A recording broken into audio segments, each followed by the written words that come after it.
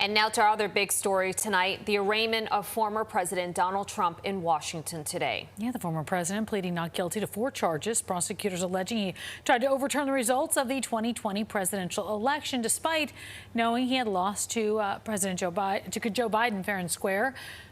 Henry Rossoff has been monitoring all the developments all day. And what happens next? That's a big question, well, right? Tamsin, federal prosecutors have a few days to propose essentially trial calendar, and then the president's legal team will have a chance to respond. We do expect Mr. Trump's team to drag this out as long as possible. And frankly, the D.C. Circuit courts are quite busy with January 6 defendants. So putting this to the middle or even end of next year, end of the election year, that could be what ends up happening.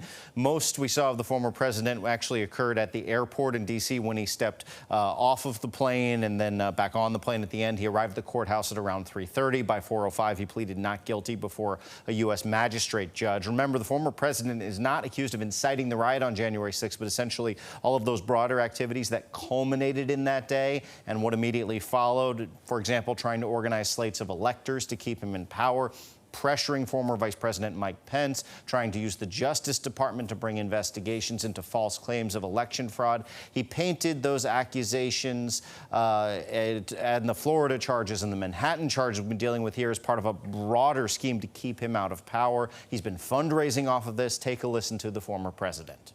When you look at what's happening, this is a persecution of a political opponent. This was never supposed to happen in America. This is the persecution of the person that's leading by very, very substantial numbers in the Republican primary and leading Biden by a lot. So if you can't beat him, you persecute him or you prosecute him. We can't let this happen in America.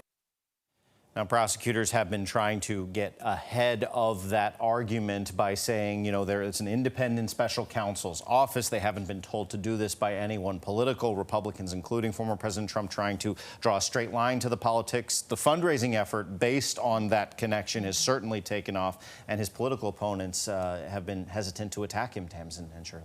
Okay, Henry, thank you so much.